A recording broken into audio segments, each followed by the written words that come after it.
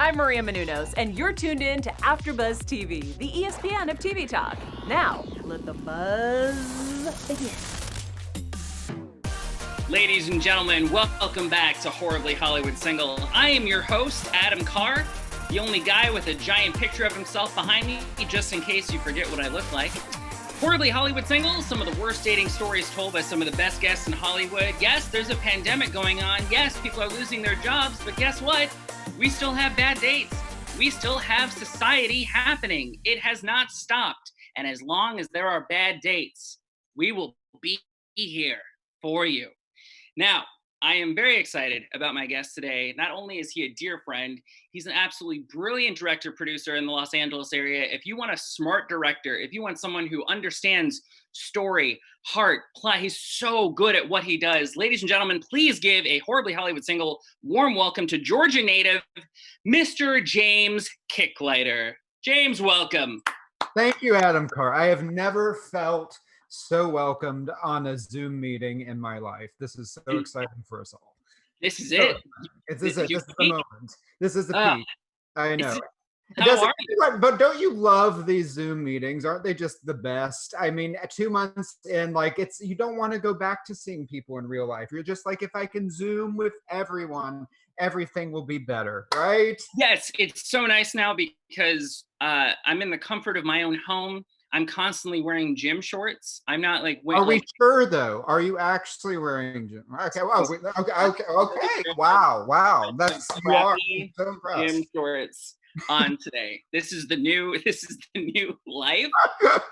And when I'm done, I can go like on the exercise bike and I'm good, and I can like keep things going. Like time management, everything's become so economic now. Yes, because our world is so contained. This nice little box that we're all in. Isn't it wonderful?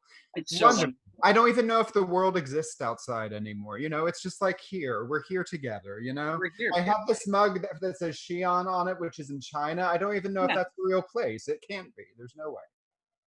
By the way, speaking of being on our tiny little screens and feeling in the comfort and safety of our own homes, I do want to give a quick little shout out and plug. There is an incredible show right now going on. As part of the Geffen Playhouse initiative, we have a new thing called Geffen Stay House. Geffen Playhouse, as some of you might know, it's one of my favorite nonprofit theaters. Also happens to be where I met my future wife. They have this incredible magic show going on right now, which means anybody in the country, as long as you have a Zoom account, you can check out this show. It just got extended. It literally sold out. The first month sold out within an hour. It just got extended to August 16th of this summer here. It's an incredible magic show. They send you like a box of goodies in the mail before your show and production date. It's absolutely incredible. If you want to see some amazing theater and still feel connected to a community, please check this show out. The Present, starring Helder Guimarães, one of the most incredible sleight of hand magicians in the world from Portugal. He's absolutely brilliant and amazing. And Helder has partnered with the Geffen. I've seen this show. I've worked this show. It's so brilliant. Check it out. And James, thank you so much for being here today. I know that you actually grew up watching Maria Menounos.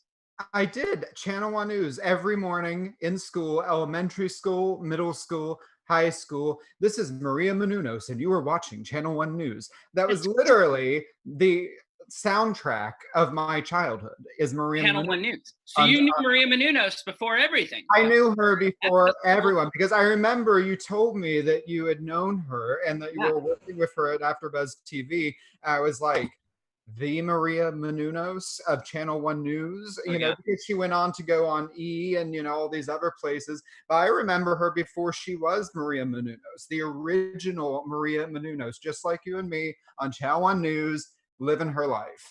So Maria, if you're watching this, I'm so proud of you. Thank you for spending so much of your time with me as a child. You had no idea. Oh, I can tell. Oh, it shaped a lot of the man you are today. In 15 minutes, for those of you who didn't get Channel 1 News at your school, did you get Channel 1 News at your school, Adam? I have no idea what you're talking about. You have no idea what this is. Holy crap. Okay.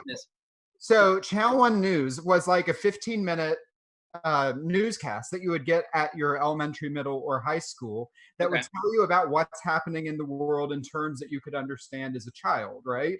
And so it would give you the kind of summary of the news of the day. in 15 minutes during, or maybe it was 5 minutes. It's somewhere between 5 and 10 minutes. It was short, Okay. not long. And they have it, right before the morning announcements or during break.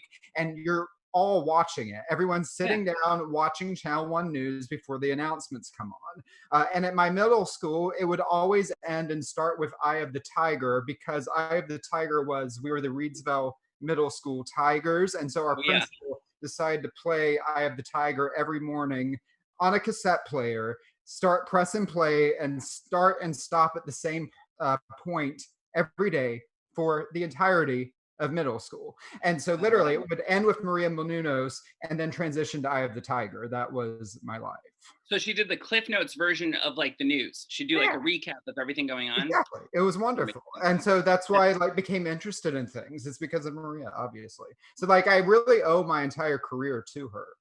Clearly. You heard it here, folks. You heard it here. Maria, we know 10% of all James' earnings is coming to you right away. So I want to talk about first, I sent a photo in because we worked together on a short of yours, which I believe was 2 years ago, Angel of Anywhere. Is that 2 or how 2 years long? ago, I think. Time flies. Time really flies. Yeah. No, it was 3 years ago. 3. 3? Yeah. Wow. Okay. So 3 years ago, and I just bring this up because one of our best friends who also starred in it, who's a much more attractive person than I am, and I've just had to face that being one of his close friends since we met at musical theater camp, and he hates that I bring it up. David Gregory of Dirty Sexy Saint, Deception, One Life to Live. There's a photo which we might put up here. It was us taken, I think, on that shoot. We were in Hollywood near Pig and Whistle bar, which we turned into a strip club for Angel of Anywhere, which is streaming now on Amazon Prime. Check it out. Angel of Anywhere. I remember that was the most hungover I've ever been, and that was the last time I showed up on set hungover. I literally wanted to die that day. And that literally one of the last times you drank too, because you stopped drinking after that. It was it was like a big moment for you, and I didn't even know, which is the irony. That's how good I am, James. That's how good Adam is. And so he may not be as sexy as David Gregory, and none of us can be, but he is a consummate professional who knows how to show up to set, because I'm directing Adam and David, and I think Sudarius Blade might have been that scene, I can't remember, but we're all doing this scene, and I had no idea he was hungover as hell the whole time. I had not a clue. He just did his part. He did wonderfully. He did so well that I cut the entire scene from the film, but it's on Vimeo. You can watch it as a deleted scene. That's right. It was such a blast. You're amazing. I love too seeing you work on set.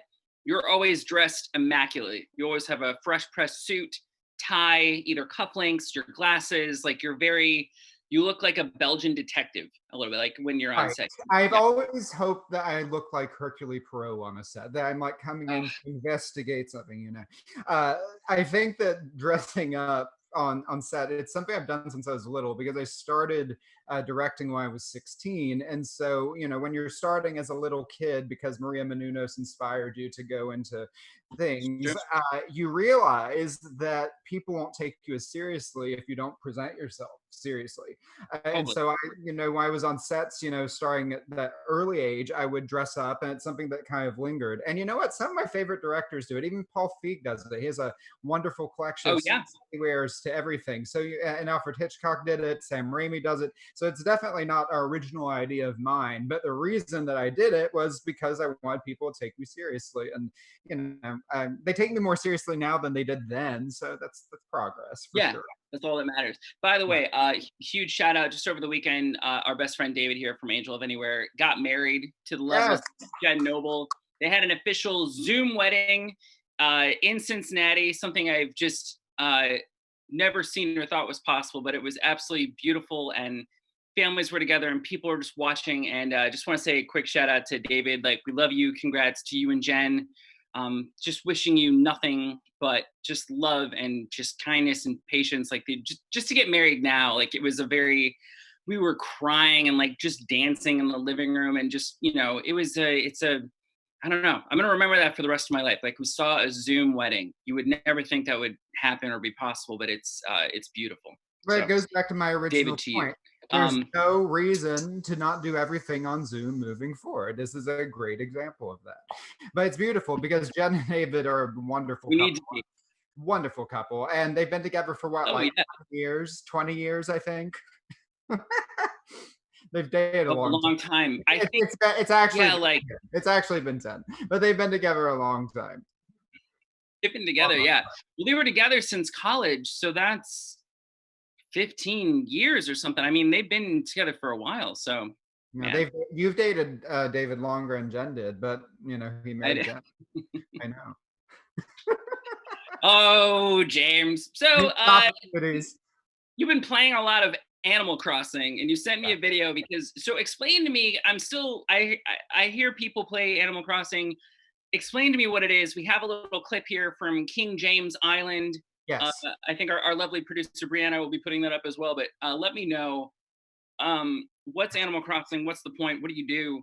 Okay, so it's a very important thing right now. Animal Crossing, I don't direct films anymore. Like, I've quit directing. This is actually my announcement that I'm retiring from directing to be a full-time dictator on King James Island. It is wonderful being a dictator on King James Island. Animal Crossing is they say it's a game, but it's really more of my life now on Nintendo, that you build an island and you have animals that live on your island.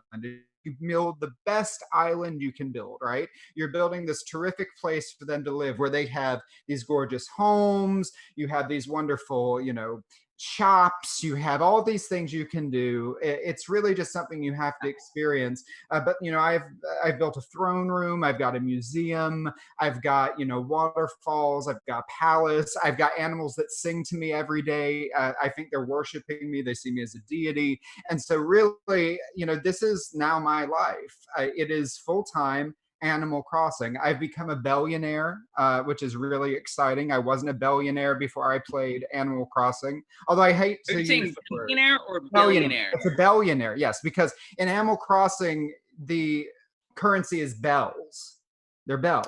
Oh. It's like a Bitcoin, you know, it's like a Bitcoin. It's like that, a bell. Ring bell for currency? Is that right, like a bell? So I'm a billionaire now. And so it's an exciting moment for me because now I can do whatever and my animals just, you know, they worship me. It's a great thing. I've never been worshipped on a film set. So like, I mean, really, why go back to that after all this is done? You know, there's no point. If you and your lovely husband, Shintong, ever have a disagreement about something, do you ever throw in his face, I'm a billionaire. I did things today. Yes. And not only do I throw that in my husband's face, but I also have a section of the island that's his that I've designed for him. It's Prince Shintong's island section. But he also, and some friends have also brought this up. Why is he called Prince Shingtong? Apparently there's something wrong with that. Like, it's my island, my rules. So he's Prince Shingtong because I don't want like a co-king situation. Oh my God. I want to hear the arguments. Like, look, I gave you your own place in like King James Island. Like, what do you want from me? I did. Like, I planted the garden he wanted the other day and he was not pleased with the garden and wanted it to be done differently. I'm like, what do you expect here? My animals worship me, but you are just bringing me complaints and problems. And do you even deserve to live on this island to be a prince? And you know, I understand, you know, Megxit a lot better now because, you know, it just seems to me I might have to Megxit Shingtong, you know. It's hard. Oh my God. And then you think too, I know that you just did testing for COVID-19. We talked about this. You went to the free testing.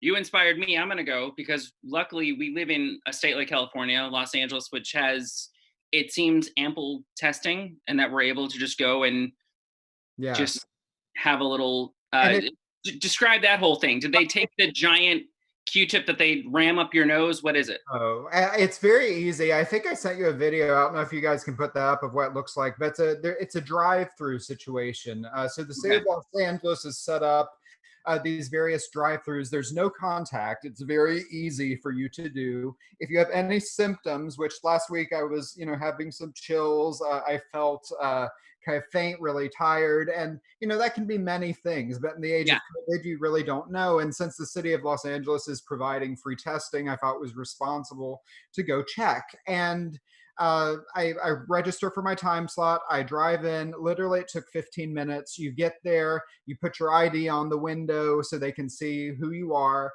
They Okay. take the test kit, and then they take some claw, and then they take it from one person to put in your window. So literally, no one's touching anything. Inside Okay. the car, you take the kit they give you. You take the swab. You cough into your mask, and then you just wipe your mouth with the swab, and then you put it back into the test tube and throw it in a trash bin on the way out. And I got my results today. I'm negative.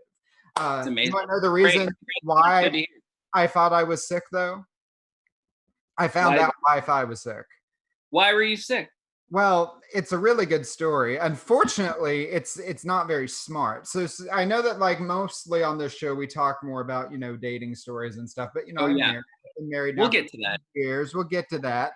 But another part of being married is, having to negotiate between you and your spouse to figure out, parameters. And, I think for everybody right now in this time of COVID, we're all having to figure out what those spaces are, right? A new Because dynamic. A new dynamic. yes, we're having 24/7 time with each other. A lot of time. Yeah. Exactly. And so one of the ways that we have tried to get through this is gardening. Gardening's really therapeutic. You have some herbs, some vegetables, some nice things. Well, we planted some kale, some real That's good. right. Yeah, and I started that. We had this kale last week. We're starting to get the harvest, right?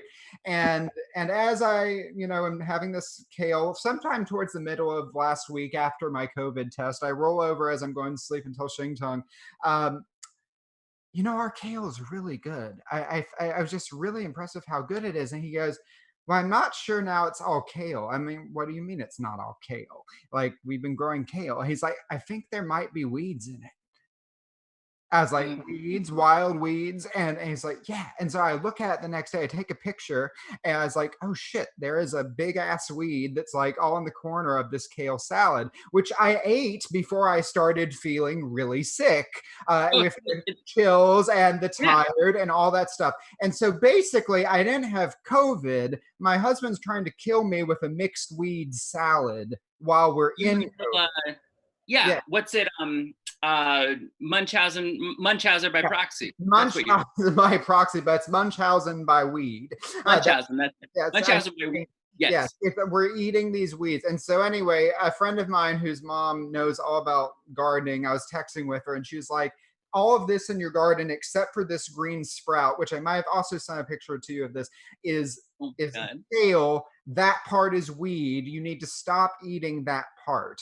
And I'm lucky because look, I could have gotten much sicker. Apparently, I've never. What if you had like major poisoning and they just didn't know what's happening to you? I've never eaten weeds before, to my knowledge. But I mean, hey, it's COVID. We do what we do in quarantine. You got to eat weeds sometime. But it just was an experience, and this is how when your spouse is trying to tell you that we've been together too long, much too long. It's by weeds. Yes. Well, me and my little friend here, RBG, Ruth Ginsburg, are telling you to stay healthy because Ruth needs to stay strong right now. Very strong. Very strong. She does not need to eat weeds. It's not good. Ruth, to the patron saint, we pray to the patron saint of RBG, and she is telling you, James, stay healthy. Don't eat the weeds. I already feel so much better now. So much better. Don't you? Yes. Love RBG. Love her. So you're married. We've talked some COVID. We've said congrats to some friends. We talked about Channel 1 News. James, people come here for the bad dates. And the thing is, you're a really well put together guy. You got a lot of accolades behind you there. Look at the things you're working on. You're doing great. But you've also been privy to some bad dates because, as we've learned, people from all walks of life, doesn't matter your economic, social, sexual orientation, whatever, people have bad dates. And James, I'd like to give you the floor now. Why don't you talk about a time where maybe something just didn't go quite the way you thought it was going to be? Well, this is going to be a two-part story because part one directly sets up how part two goes, right? Now, here's the thing. When you work in film, you sometimes get stuck doing stuff, right? You get really, really busy and it's hard to maintain relationships. There's a reason there's so many people that work in entertainment that cycle through, relationships, through spouses, whatever, because just Yeah. time, it's really hard to work at. And Yeah. so one of those relationships I was in was right before I started directing my first feature film, which we were shooting in Savannah, Georgia, and Rajasthan, India for a Bollywood producer, which for a first feature film was a really ambitious endeavor Your because you're first shooting. feature film is a Bollywood film. Right. And you're doing it on two continents, right? So, like, you've got your American team, you've got your Indian team, you've got hundreds of people you're responsible for. And as a director, I was 25 at the time. That's a huge, huge undertaking. That's a And big so, matzo ball. yeah. And so I'm in the middle of this, but like a month before I get the job, I meet somebody, and he's a financial advisor by day. He is a aspiring screenwriter by night. He Nice. is not going to be successful as a screenwriter. And I knew it the second I read his first three short scripts. And I didn't have the heart to tell him that. But not everybody is built to be a writer, not everybody's built to be an actor or director. You can improve your skills. I'm not saying that's not possible, but he Mhm. thought he was the next Lena Dunham, and he absolutely was not. And if you're Uh, somebody that thinks that and does that, it's probably not going to work out. isn't that Uh, awkward when it falls to you, when there's someone too who specifically who might think that they're like a great either comedian or singer or certain things, and they right. send you like some stand up and they're like, hey, what do you think? Like, this is, yeah, I mean, come on, right? And you're just watching it going, oh my God, I don't want to be the asshole who tells you that I think it's Exactly. terrible. But you're like, and you're like, well, should I? But so yeah, that's a weird dynamic when you're like, I don't know. I don't want to be that person. It's just the same thing. And so you just don't want to be that person. But, a week into dating, he tells me, I love you. And I know immediately, okay, this is too much too soon, right? 2 weeks in, tells me we need to make babies. I'm like, that's also a lot. Too early to have Be my conversations seahorse. about children, right? And Yeah. on week 3 or 4, I get this job. And so I suddenly get really busy getting ready Mhm. to direct a movie. And so as this is happening, I'm not responding to text messages and phone calls throughout the day in a efficient way, right? I start Sure. making Yeah. these calls and texts and he starts complaining. He's like, I don't hear from you for 12 hours. It's like you just don't care. It's like you just don't exist. I don't exist. Like, what's wrong with our relationship? And I'm really bad at breaking up with people. So, in the middle of all You this, just slow it away.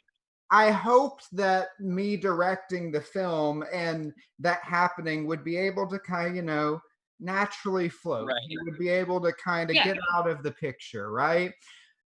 Right. Well, that did not work because we were going to get married. He's madly in love and all of those things. So I have some friends come down from Atlanta to visit, to come down to set. We're like 2 weeks into filming, and we're Okay. at brunch at the Hilton DeSoto in Savannah, Georgia, which is a fancy hotel that has a wonderful, wonderful brunch, right?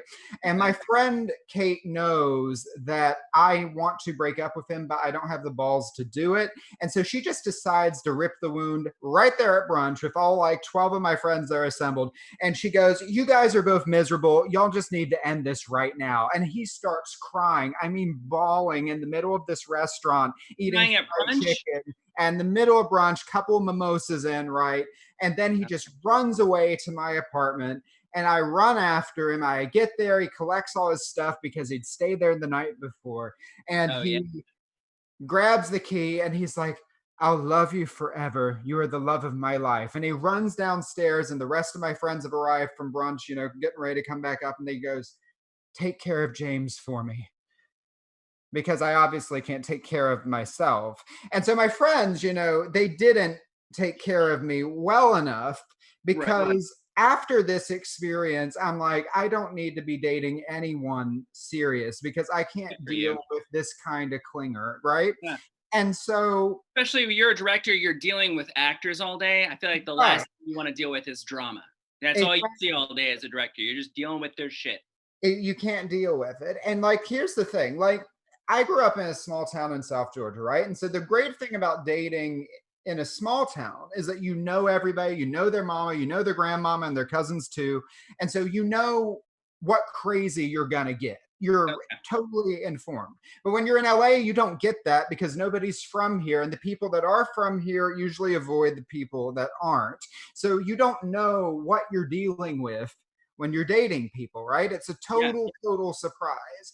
And so a couple months after this breakup, I'm just on YOLO, you know.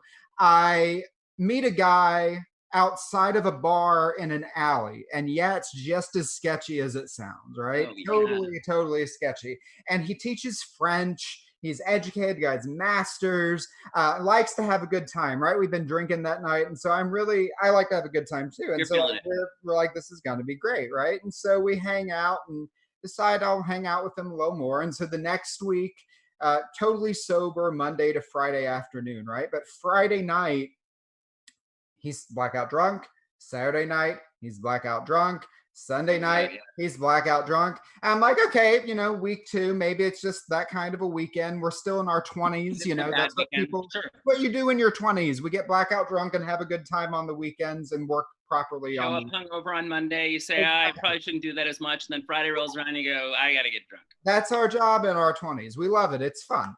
But on week 3, he does it again. I'm like, shit, because I said, I like to have a good time. I like to go out and do this, but I can't be blackout drunk every weekend. It's too much. I have other work to do. I'm a director. I do things. And so yet again, I'm trying to figure out how to get out of this, but I have no clue how to do it because I'm scared to let this guy down.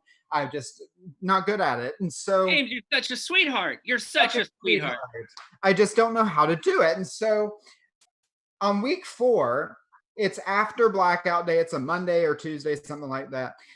He tells me, it's like, James, you know, things are starting to get really serious between us. And there's something I've just been meaning to tell you that I've just been waiting to tell you. I don't tell many people because sometimes it can put people off and send people away.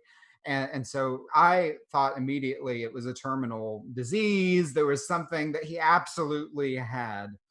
And then he looks at me and he says, I'm a wizard.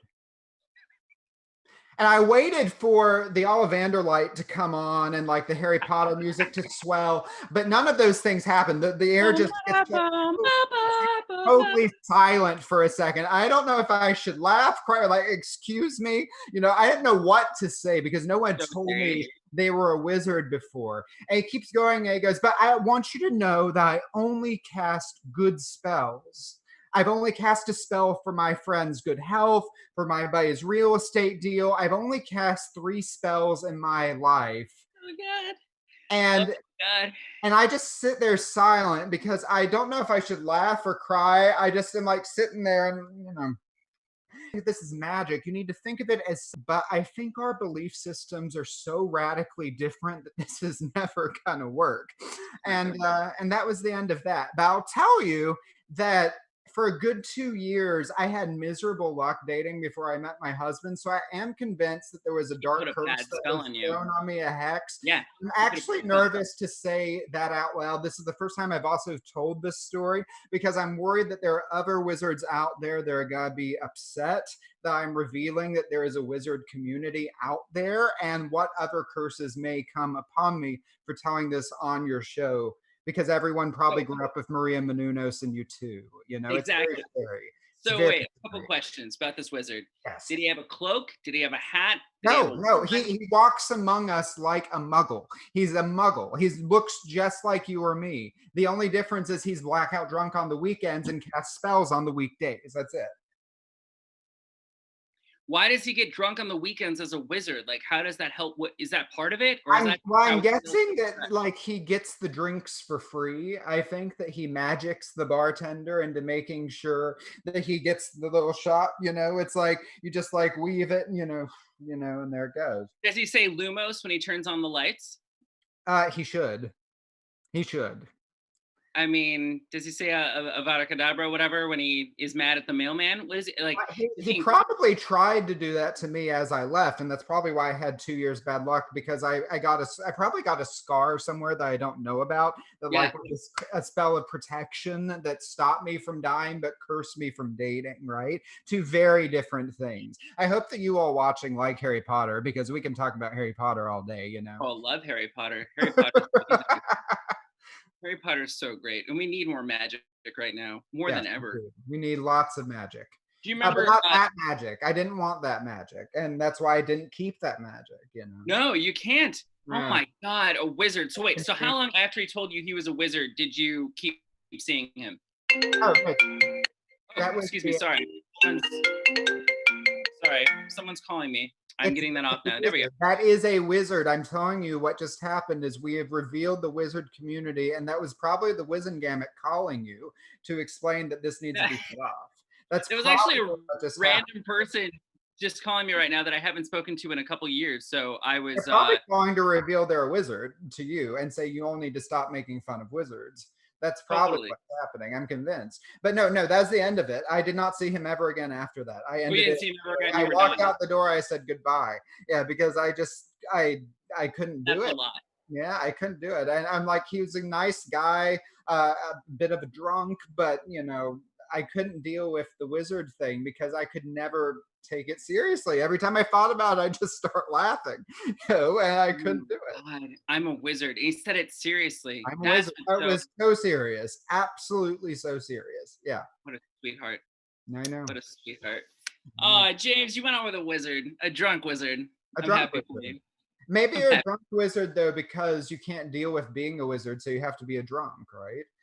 That's so weird. Yeah, I would think Mechanism. the stresses of being a wizard. Right. Because that what would be power you have, right? You know, it's like you have authority over people that they don't know you have authority over. It's amazing. Yeah, that's so weird. I Oh know. my Like, God. it's probably like being a dictator on my island. It probably is a very similar feeling, but in the world, you know, it's probably really hard to be a wizard right now in the I world. hope it'd be so funny if your game in Animal Crossing got hijacked by like another Avatar wizard character who just wreaked havoc, and then you found out it was him, and he's just been If watching that this. happens, I'm going to blame you directly for it. I'm going to say that you spoke that into existence. Just to let you know. I never speak bad things, James. I just think them, and if they happen, I don't know what to tell you. All right, you dated a wizard. Wow, jeez. And now clearly you're very much with someone who takes great care of you, and you take great care of them. You have a wonderful. There's a look. Yeah. Try. Sure. All right. So after this, obviously you heard some red flags there, maybe that they're a wizard, getting doing some power drinking every weekend. That used to be definitely a play out of my book here. We'd like to move on to the red flags section of today. Now, red flags is basically this type of section where I'm going to read you 3 red flags from the game Red Flags. Wow. And then you will pick the worst one that you could not deal with in quarantine. Now, it's funny because there's a lot of red flags that we deal with on like a regular basis, I think, when, everything was normal and you could date. But now I think specifically, if you are partnered up, you're definitely with someone. I think you're seeing a lot more stuff maybe from your partner that you weren't as aware of before, or you were like, well, it's okay, I don't see them as often. I feel very grateful because I'm living with my fiance, and I feel like it's even better. Like we're like an old Italian couple. We just do everything together. We make all our meals, and we pick what we want to do on Netflix, and we pick our workout times. Like we have a very cohesive unit here. But I'm going to read 3 red flags. You tell me which one, to quote Step Brothers, is your bugaboo that you're just not going to deal with. My bugaboo. I'm so excited. Speaks with a constantly changing foreign accent. Always bragging about past sexual conquests. Only speaks in business buzzwords. Oh, I definitely. So let's break this down for a second, right? I think that if they spoke about past sexual conquest, that could be real hot, right? That could be really sexy because it's like you're trying to mix it up and figure out what's happening. I can deal with the fact that we have a past sexual history, right? It's fine. Do some dirty talk, maybe a bad Exactly. yeah, That I can get deal stuff with. going. I can deal with that one. The first one, tell me the first one more time. Speaks with a constantly changing foreign accent. I could deal with that. That's sexy because that one, it could be constantly shifting. But I absolutely could not deal with the business buzzwords all the fucking time. I'll tell you why I couldn't deal with that, because that is the most atrocious way to talk. If I hear the phrase value added ever again, I swear to God, I want to punch that person in the face. Have you ever heard somebody who What does value added mean? What does that mean? It is a business buzzword that idiots like to speak all the time, and it drives me up the wall. It's this idea. It's like, what is the value add of this decision? What is the value add of doing this? It is such a robotic technical term, and it's like you are an android who has no emotion. It is awful. So I don't believe in that phrase. I could not deal with business buzzwords every day. Just couldn't do it. Yeah. Business buzzwords. All right, you're done. Well, no guys in advertising for you, James. So I know I'm keep done. that there. No done. But we're talking about in daily talking. Like if you do it casually in a pitch meeting or something, great, but not, in daily life and conversation. Can't deal with that. It just sounds so douchey. And it usually correlates. It's the amazing thing about it, Just like if you believe in more conspiracy theories, like with the pandemic, then you tend to also believe in flat Earth. Right. They can also be very, very correlated. And also that vaccines are going to kill you, and Bill Gates is a part of a global cabal. I think it's all connected, really. He's not? Oh, I thought the word was Kabul. Kabul.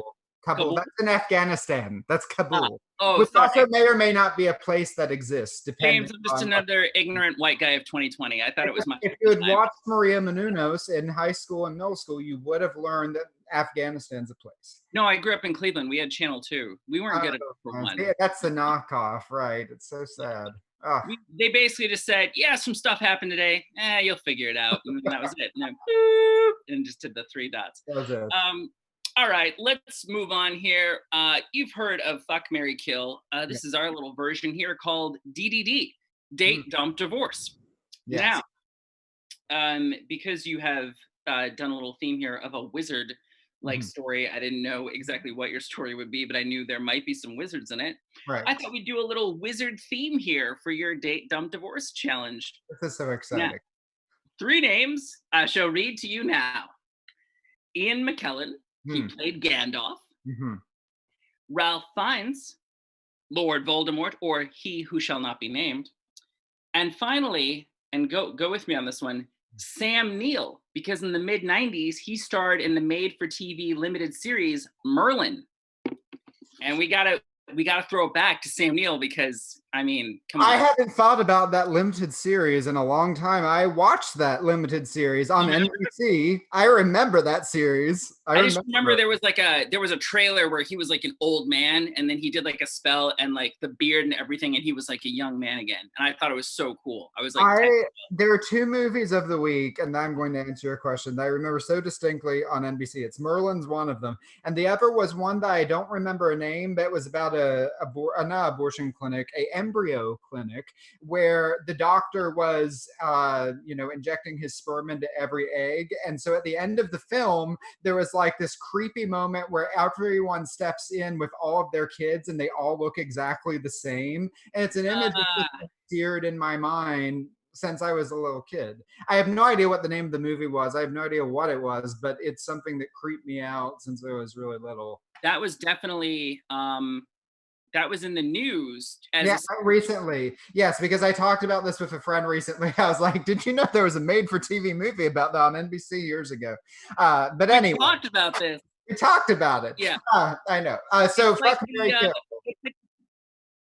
Yes, sorry. So Date, Dump, Divorce. Or Date, Dump, Divorce. Okay, so I definitely would think about dating Ray Fine because Lord Voldemort can't be killed, right? And he's got 7 Horcruxes, which means that you've got 7 different personalities that you can date, right? So it's like you're gonna have a different activity every time, right? It's like, oh, here's one Horcrux evening, here's another Horcrux evening. You never know what you're gonna get. And so I think that would be a really very Forrest Gump, yeah. Right? So fun. It's very Horcruxes is it's a hot. box of chocolate. Yeah, I know who you're gonna get. Exactly. And so it's gonna be great. So I think definitely I would probably dump Sam Neill because as much fun as it would be, that beard would pull right off. It was just not well applied. And so I'd Yeah. be really worried that like we would go in, we're getting ready to get hot and heavy, and that just like rips off like that. And then you would worry about the fragility of Merlin because he's so old, right? Right. And so that means that we have to keep Ian McKellen, who obviously is a great, great wizard and also was the theater cat in Cats, and we cannot ever forget that Oh my performance. God, I forgot you love the movie Cats. I'm You're like obsessed with the movie you're Cats. the one person whose I'm face the one person who is, well, I'm not the one person. I'm obsessed with it for all the wrong reasons. just out of my Facebook friends. I'll just be very narcissistic. It was like 9 months till Cats, 6 months till Cats. Okay, I was really talking about Cats for a long time. I had some people send me messages. They're like, "Are you really this into the Cats?" I was like, "Yeah." I was like, "Did you not grow up with Grisabella and Rum Tum Tugger and Rumpelteazer and all of the cats?" I bet most of you don't even James, you know know the cats. After you just said that, I do believe you could have dated a wizard. I do believe. Maybe I could have, because if you can believe in cats, you can also believe in wizards, right? Yeah. If you can believe in talking cats, then yeah, I think you've crossed that threshold. Well, the thing you have to understand about Cats, and the reason that's the most important musical of all time, is that cats are people. It shows all of the different pieces of who we are, just like Lord Voldemort shows all of the different pieces of who he is as a wizard through his Horcruxes. That's what the cats tell us. It's important. So you date Ralph Fiennes' Voldemort. You'd would you dump or divorce Sam Neill? Would you say? Well, we're dumping Sam Neill or divorce, whichever we want to call it. Yes. And then you would divorce Ian McKellen. So you see yourself, you would have married Ian McKellen. Yeah, it's got to be Ian McKellen, absolutely. Because I mean, he's Gandalf. It's a great wizard to marry. I mean, think about the Lord of the Rings. It's a great trajectory for me. I'd be marrying up. It's a really great moment. I'm so excited. It's like the ultimate sugar daddy. That's what everybody. Oh yeah, he's charming. He's so delightful. So delightful. And he also is a cat. I mean, what else do you want? He's also a cat. Do you remember when he was, I think he hosted SNL and he showed up as Maggie, what's her name, who plays the witch in Hogwarts? What's her name? Maggie. Oh, you're talking about Maggie Smith? Yes. Yes. And then he showed up pretending to be her on Weekend Update. And it's when Jimmy Fallon was the host of Weekend Update. He's like, "Oh, would you give us a little kiss, Jimmy?" And like, he just turns and like plants a huge kiss for him. Oh, so good. And Jimmy Fallon said something like, "Was I just knighted or queened?" Oh man. All right. So we got your date dump divorce here. God, Ian McKellen, Ray Fiennes, Sam Neill. Wise choices. Wise choices. And by the way, everybody, why don't you check out Merlin for Sam Neill? All right. Is it streaming now? I mean, everything. That's a nice thing about this quarantine, right? Is that we can really go back and see all these films and TV shows that we thought about, or things that we just haven't seen in years. Although that can sometimes be dangerous too, because it's like these things that you had great memories of as a child, and then you go back and watch it as an adult, and you're like, "Oh shit, this not great." It's like you don't want to ruin that memory. Sometimes you just want to keep. We had some friends over before all this went down, and we watched a movie where I was like, "Oh, you guys are going to love this movie. It's hysterical." And we watched the movie Just Friends with Anna Faris and Ryan Reynolds, which I freaking love. And I think Anna Faris is one of the I love that movie. I haven't seen it in years, but I loved it.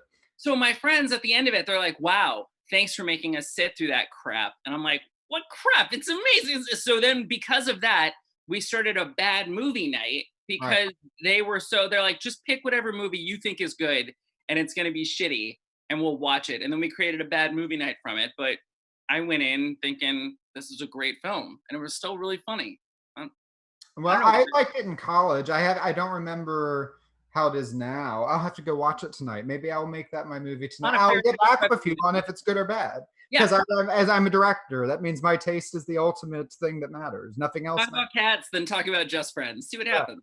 Well, obviously, everyone now knows my taste is so, such a distinctive Fancy Feast palette. Oh yeah. So.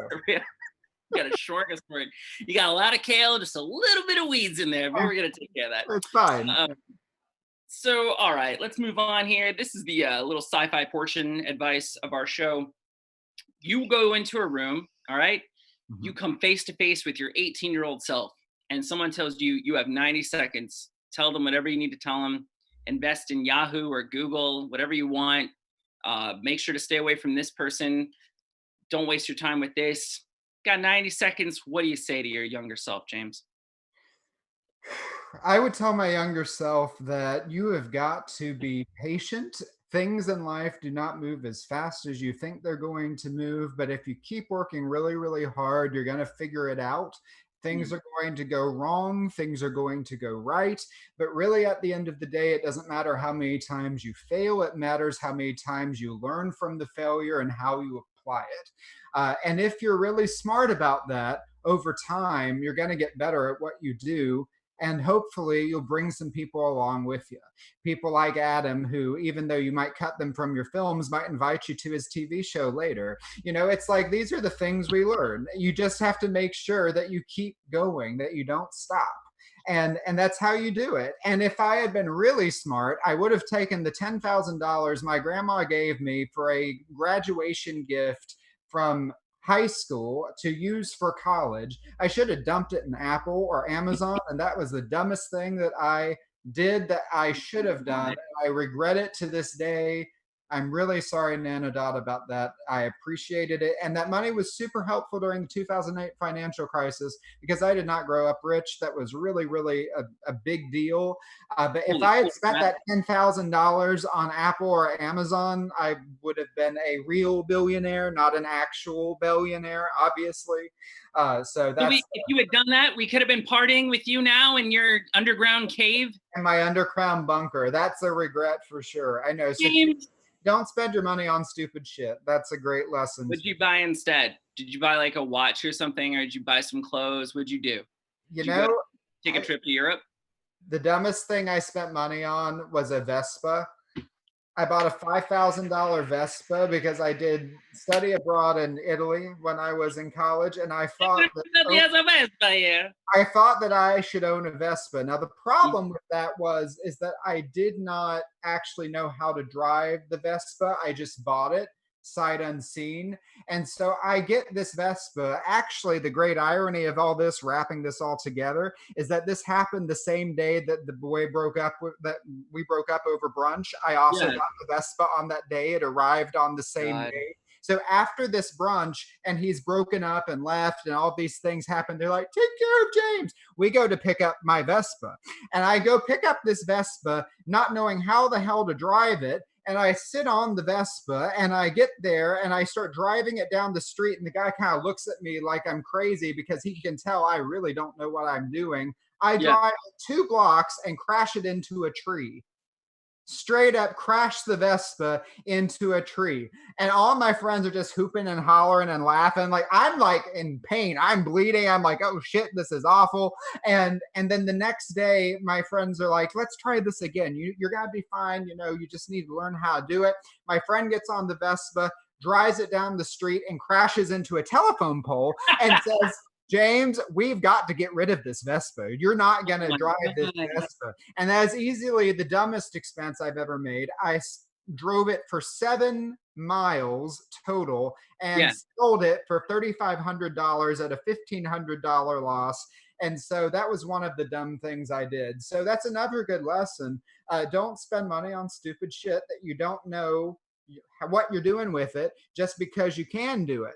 That was a lesson I learned too. And that's also one reason it's great that I'm married to my husband, who does not allow me to do that sort of thing because he knows I'm very prone to spending money on stupid shit. Yes, just like you, I believe I'm marrying better and I'm marrying up. She kicked a lot of my bad habits to the road. Yes, they're very important. Very good about that. All right, James, thank you so much for being a guest on here today. I want to give you a moment here. If you have any handles, new projects to check out, stuff you'd like people to see. I know you're working on a lot of things right now. I saw an early cut of your film with the first transgender woman in opera, a documentary. I thought you invited me over to your place to like check out this opera documentary. Now it's like, oh my God, I'm gonna just fall asleep and have to figure out how to watch this. And it was the most wonderful thing I've ever seen. So please, like, if there's anything we can check out or watch. Well, first of all, you're so kind. I don't know if it's the most wonderful thing, but I'm really proud of it. I'm actually super, super proud of it. It's called The Sound of Identity. And it's about, like you said, the first transgender opera singer in history to have a leading role. Follows Lucia Lucas, who's going to debut at the Met next year. All things hoping that the COVID ends. But the film we're hoping to release this year, obviously some things have shifted a bit with this COVID, as all movies have. But I'm hearing, fingers crossed, that we should have a 2020 release. So check that out. You can always follow my work at James Kicklighter, KICKLIGHTER.com. And you can follow me on every social media platform at James Kick. And so check it out and watch The Sound of Identity when it comes out. I'm really, really proud. And then I'll also be releasing a film called The American Question, which we finished shooting just before COVID. I'm hopefully going to start on a feature film later this year if everybody gets healthy. So keep your fingers crossed that no wizards prevent any of those things from happening. Never, yeah. Just the muggles. Oh, James, you've been wonderful. Thank you so much. I'm just going to read a little quote here. Thought long and hard about this one for the end of the show. Dating is like being in a Zoom meeting and not realizing you're unmuted till you say something shitty about your boss. Dating in LA, same thing, but you also forgot to turn off the video as you sat on the toilet. Ladies and gentlemen, I'd like to thank you for joining us today. We've had a wonderful guest, Mr. James Kicklighter, director extraordinaire. I'm Adam Carr, reminding you all, stay horrible, stay single. Hey, we don't judge. Our founder, Kevin Undergaro, and me, Maria Menounos, would like to thank you for tuning in to AfterBuzz TV. Remember, we're not just the first, we're the biggest in the world, and we're the only destination for all your favorite TV shows. Whatever you crave, we've got it. So go to AfterBuzzTV.com and check out our lineup. Buzz you later. The views expressed herein are those of the hosts only and do not necessarily reflect the views of AfterBuzz TV or its owners or principals.